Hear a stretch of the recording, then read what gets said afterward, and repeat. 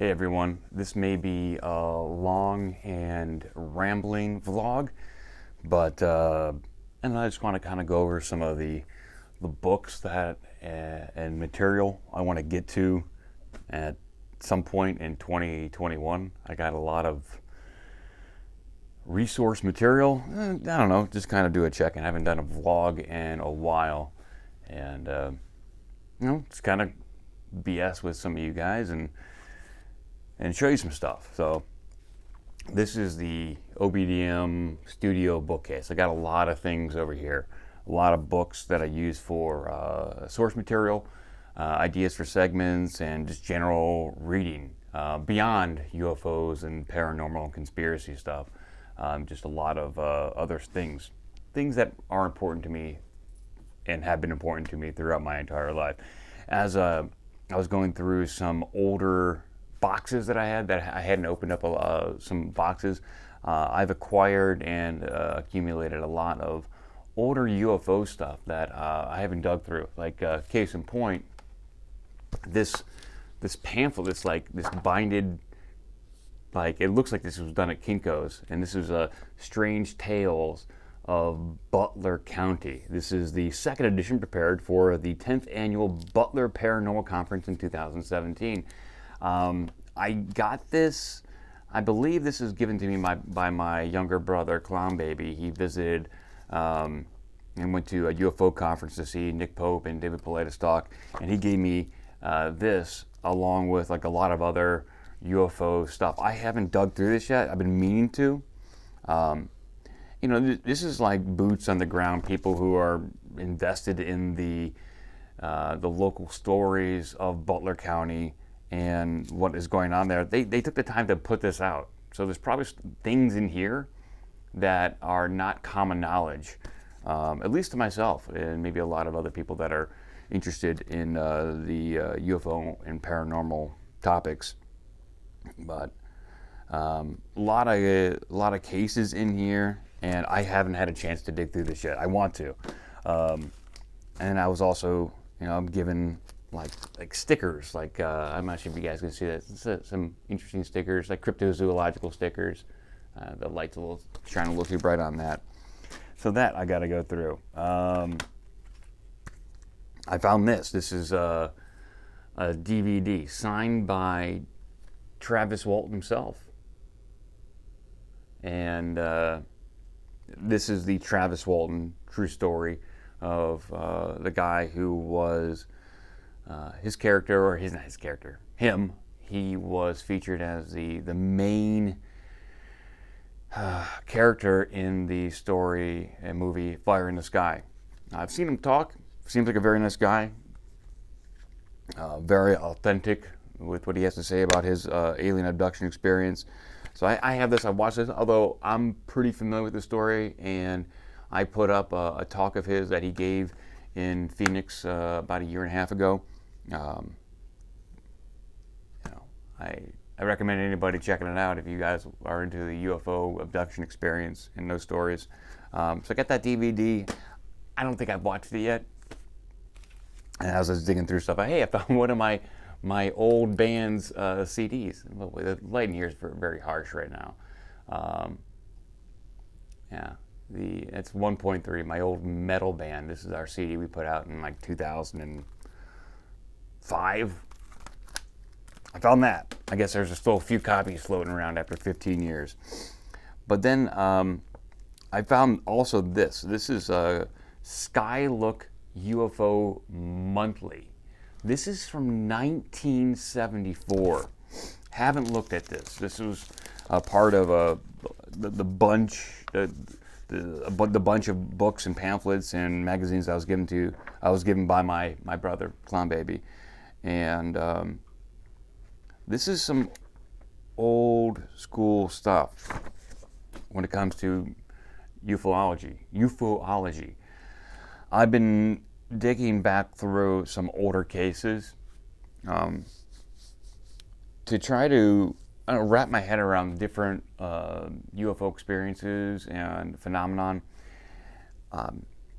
just to try to get a better sense of where it all could be leading. I've been researching humanoid encounters from the early parts of the millennia, like from 10 AD up until the Dark Ages, and just try to get a sense of what people have been experiencing personally and how those experiences have changed over the years. I don't know what's in here. It's from 1974. This is one of the things where I want to dig through and find out what was written about back in 1974. But this headline right here: object in water checked in Pennsylvania. Arrived at Carbondale, Pennsylvania, approximately at 10:30 a.m. November 11, 1974. Checked in with acting police chief. He explained to me that 3 teenage boys had reported seeing an object fall from the southern sky and land in a sump pond just at the edge of town. The object was estimated to be between 7 to 8 feet of water and about 20 feet off the north shore. Just something that I had not heard of. This event could have been written about by Stan. What's this guy got? Not Stan. Where I have his book over here. Where is it? Stan Gordon. This case could have been written about by Stan Gordon in the book Silent Invasion: The Pennsylvania UFO and Bigfoot Case. I don't know. This is from 1974. I will have to see if Stan Gordon has written about it. I don't know. There's just so much that I haven't researched, read, explored. There's just too many topics out there. But something that I will want to go over. This is just a book right here. Gift of Light Expo that me and my wife went to, a Psych Medium Expo. This is a 2002 Fate magazine talking about UFOs and seduction. Oh, I might be into that. Very cool. So I haven't dug through this yet. There might be some little tidbits of information that is just not on the net. Hasn't been scanned and put up on the internet. I'll see what I can find and put it out there. Let's see here. What else I got over here? I got the MUFON UFO Journal. UFOs, the impact of ET contact upon society. This is the official publication of the MUFON Network. I'm not sure when this was printed. I'm trying to find a date of print. There's no copyright date on this. Usually on the inside. Oh, copyright 1990. This is from 1990. So there's some interesting stuff here. Like headline here: Florida Symposium airs controversial UFO case. Over 800 people crowded the Pensacola Civic Center on the weekend of July 7th and 8th to attend the annual symposium of the Mutual UFO Network in this otherwise quiet Florida panhandle city. The success of the event was due in large part to the UFO flap that had been ongoing around Pensacola in its small suburb of Gulf Breeze for the past 2.5 years. That's one of the things that I don't know if we've dug into on the show, is all the Gulf Breeze encounters and sightings that took place in the 90s. This just reminded me of that. And then we have the MUFON UFO Journal of March of 2013. The abduction of Harry Joe Turner. I'm not familiar with the abduction case of Harry Joe Turner. Harry Toe.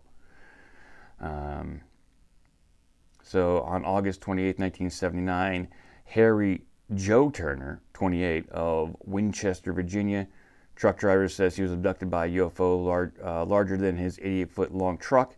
He and his vehicle were taken, he believes, to a planet 2.5 light years beyond Alpha Centauri, the closest star to our sun, which is 4.3 light years away. He woke 3.5 hours later in Fredericksburg, Virginia, 80 miles from Winchester.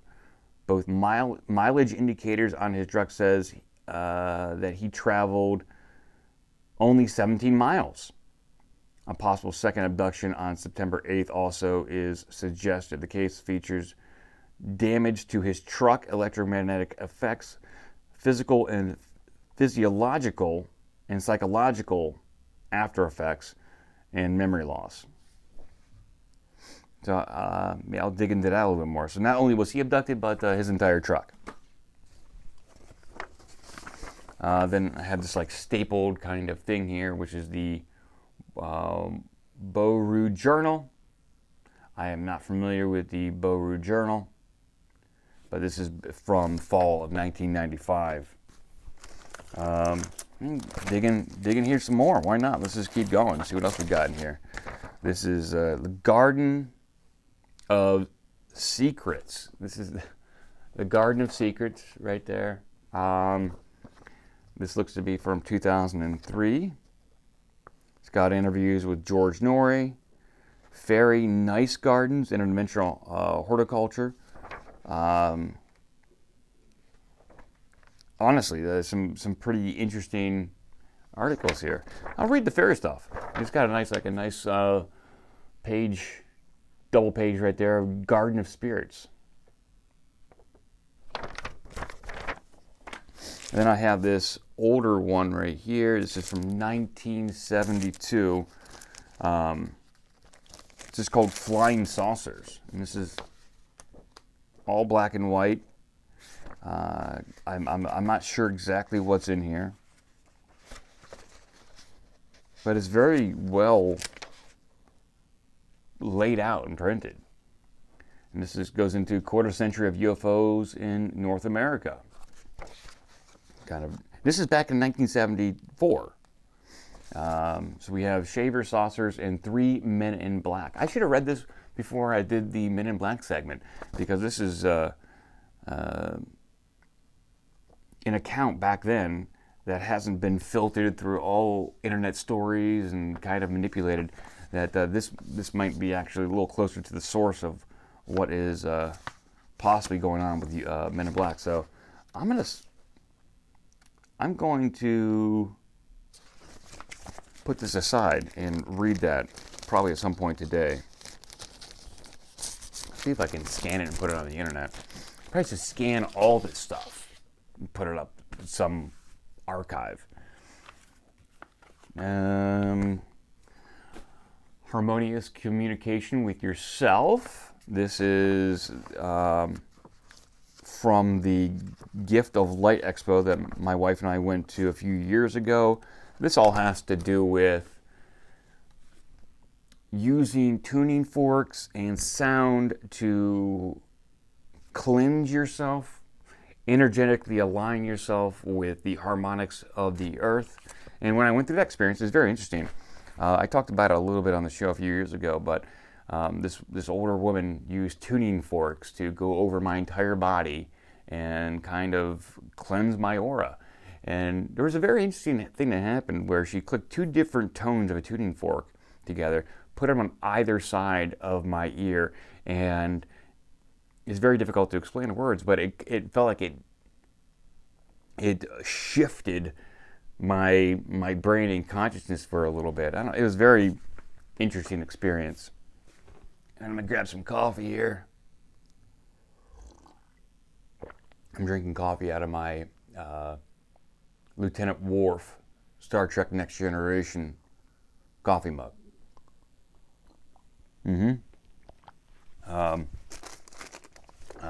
Just to keep digging through some stuff right here.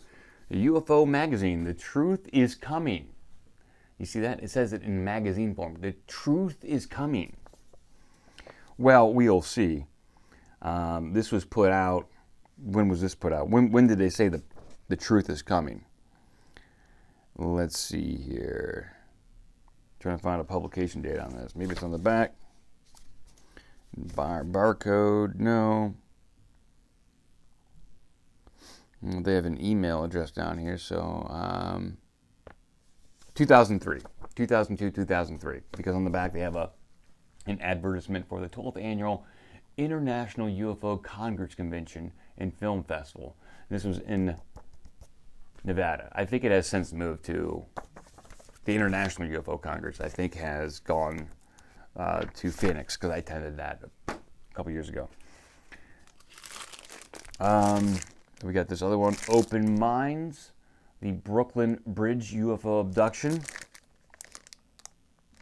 And I'm not familiar with that. I gotta read through this one.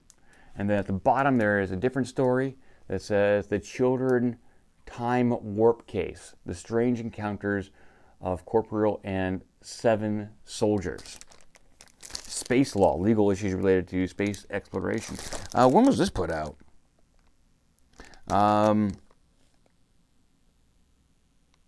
Okay, this is probably put out in 2013, just based upon the back cover. It's saying 2014, so maybe they're advertising for something in 2014. So I think 2013 was when this was done.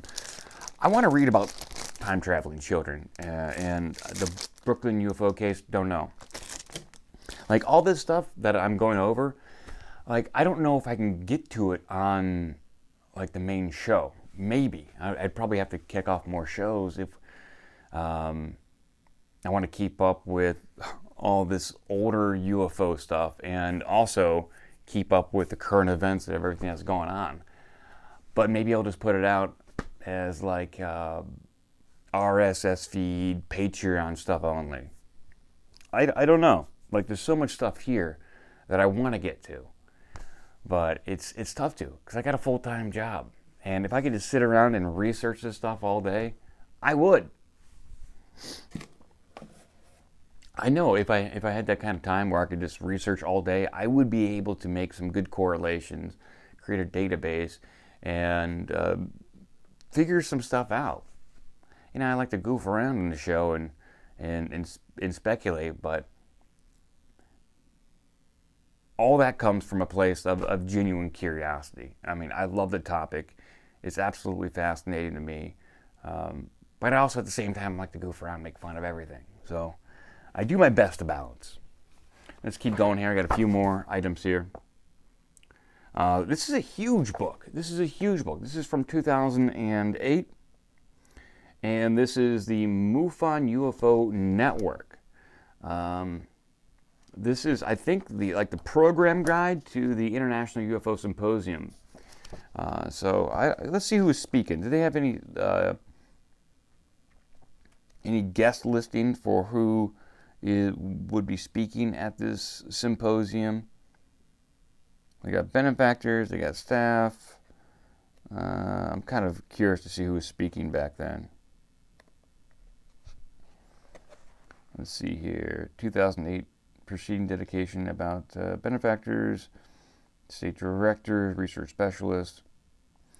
It looks like, okay, Nick Pope, Richard Haynes, Anthony Choi, Ted Rowe, Don Ledger, Jerome Flores, George Knapp, and Colin Keller, General Winfred Del Broer, Roger H. Bravo, Larry Lickens, and Farah Yazduzo.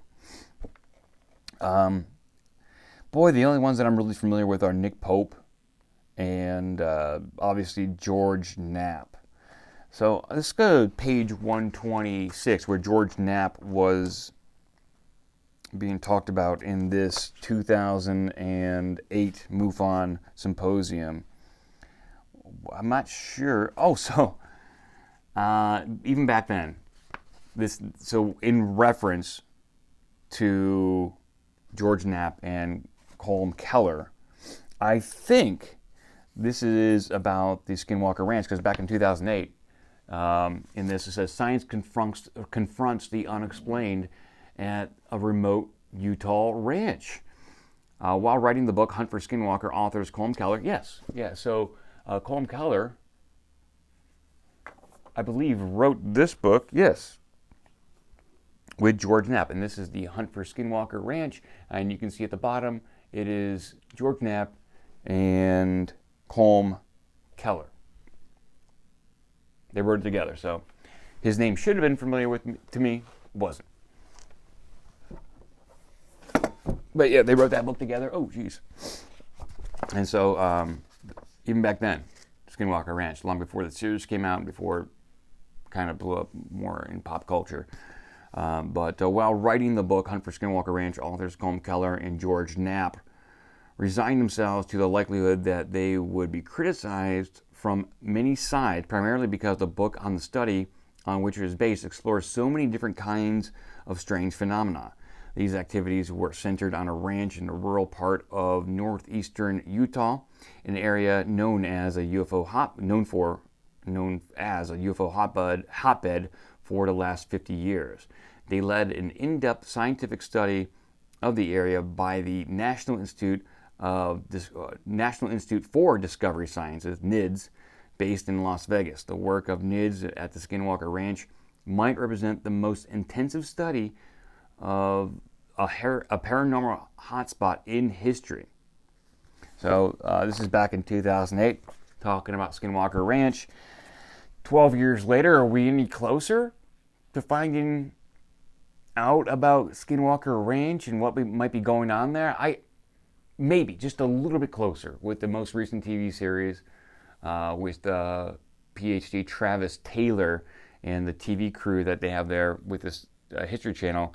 They're doing more documentation of the phenomenon going on there, and they're doing more instrument investigations using electromagnetic meters and figuring out where microwave radiation may be emanating from. But I don't know if we're any closer to finding out the source of these paranormal events, or what is the source? What is the catalyst for all these paranormal events on Skinwalker Ranch? Who is in control there? I don't think we're any closer to answering that question. And they were talking about this back then. Probably because maybe the book came out then. Let's see here. I have the book right here. So this magazine is from 2008. When was the book first published?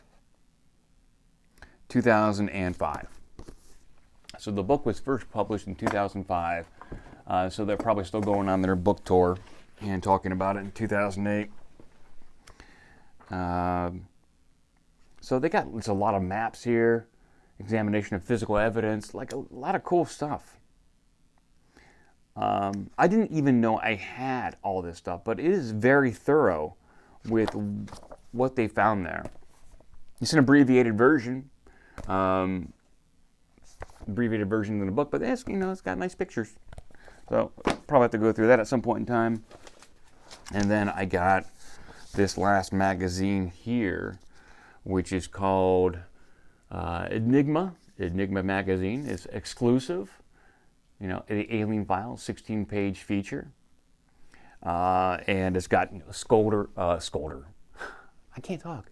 Scully and Mulder at the bottom. Scolder. My God, how do you people listen to me?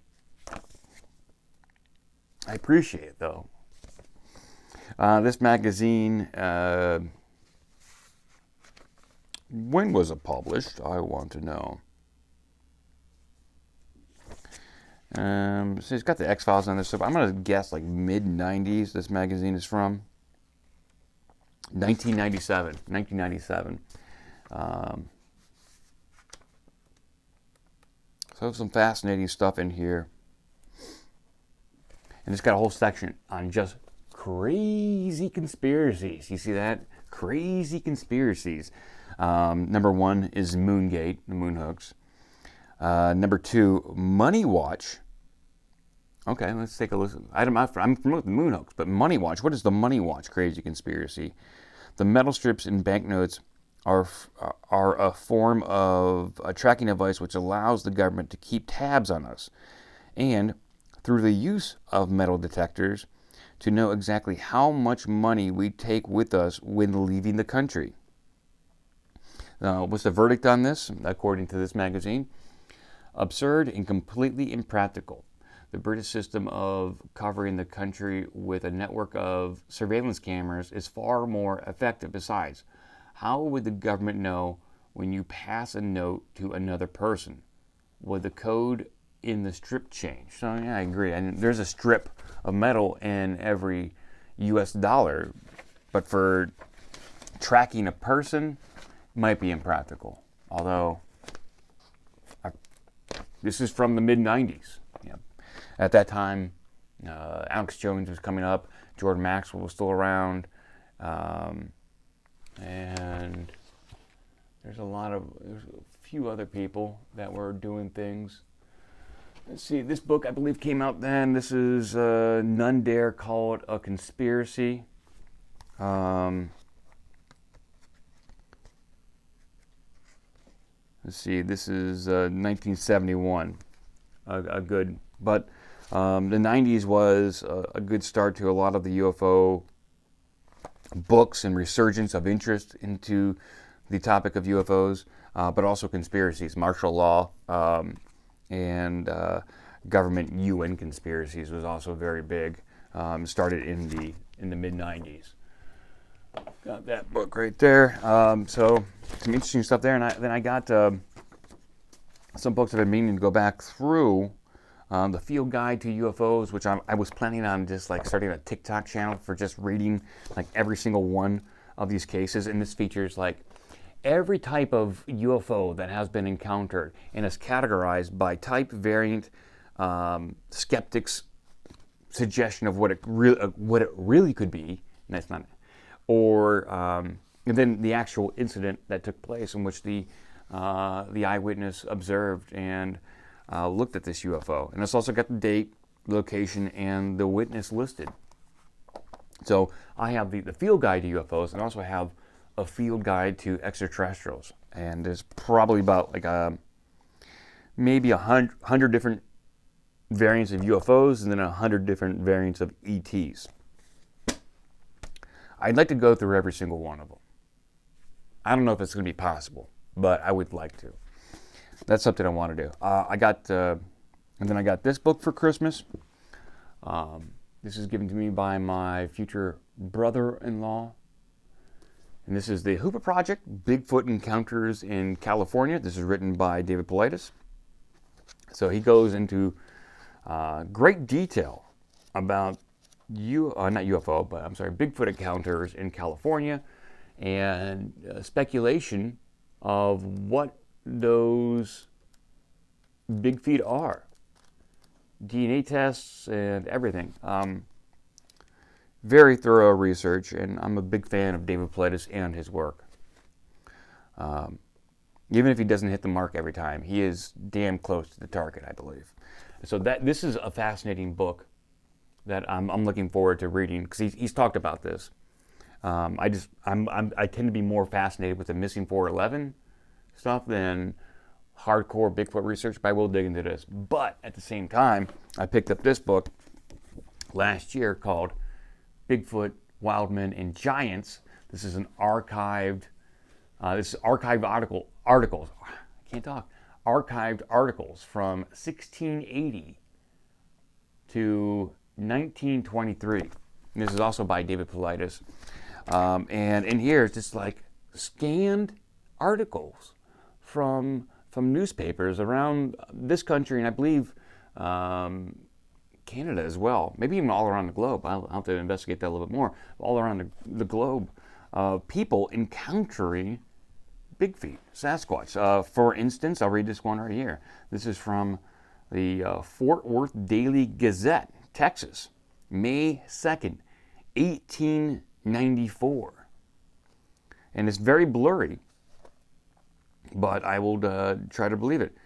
And the slug is, he is clad in long, shaggy hair and runs, I think it says, it's blurry, and runs with a scream of terror on the approach of observer. A particular being, it says. So, a wild and very woolly man is reported by Mr. Henry Hubert to have been seen twice within the past 2 weeks near the Jules Farm, 3 miles past the city. He is described by 2 members of Mr. Hubert's family who have seen him to be a rather small man, unclothed, but being covered with long, shaggy hair. When seen, he gives a scream and disappears quickly into the thickets, which are around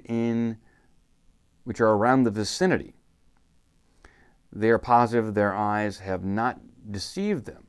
And Mr. Hubert says he thinks it's time the matter was brought to the attention of the authorities in order that they might investigate and, if possible, ascertain, it's very blurry down here, ascertain something about this strange creature. He says he does not appear to be in any danger from what he has heard, but does not know what might happen. So that's from 1894. This is something that I want to dig through and just categorize some of the more interesting encounters. This is I wish David would put his stuff on Kindle, because it's very easy to search through Kindle, take a screenshot, and then I can put that in my own database. And since he doesn't do that, it's hard to do. I might have to write some sort of, I'm going to see if I can do it. I'm going to write some sort of Python program that can convert text on a JPEG or PNG file to text that I can scan through and put in a database, because I have a lot of screenshots from stories that just live in a JPEG and not searchable. So maybe I'll start writing that program today. But fascinating stuff. This is one of the things I got to dig through. And then I got this book this is the last book. I got too much stuff to go through. This last book from Christmas, and this was given to me by my lovely wife. She's awesome. I love her. And she got me this book, Antarctica and the Secret Space Program, by David Hatcher Childress. Which I met him, nice guy, met him at the UFO conference. I gave him an OBDM card and he kind of whoop, didn't care. But I'll try to reach out to him again. Maybe for the Union of the Unwanted, he'll appear on that. But this is from World War II to the current space race. And in here, man, it is detailed with pictures and accounts. I want to get into Antarctica more. And this might be a good place to kind of jumpstart that research for me. It's got awesome pictures in here. I'll try to scan this stuff and put it up in high resolution. I got a scanner. There's just so much stuff. Like what is being pictured on screen here is a UFO, an oblong UFO busting out of the water. The top left of this picture, it says, in March of 2071, the U.S. Navy submarine Trepang took these photos of a cigar-shaped craft coming out of the ocean near Iceland. The displaced water turned to steam as the craft leveled and flew off. A second smaller object then came out of the water. So fascinating stuff. I got to get through all this. But this is so much information. It's like I got to write all this stuff down and tackle it one by one. But my next segment, I believe, for the show is going to be hairy humanoids.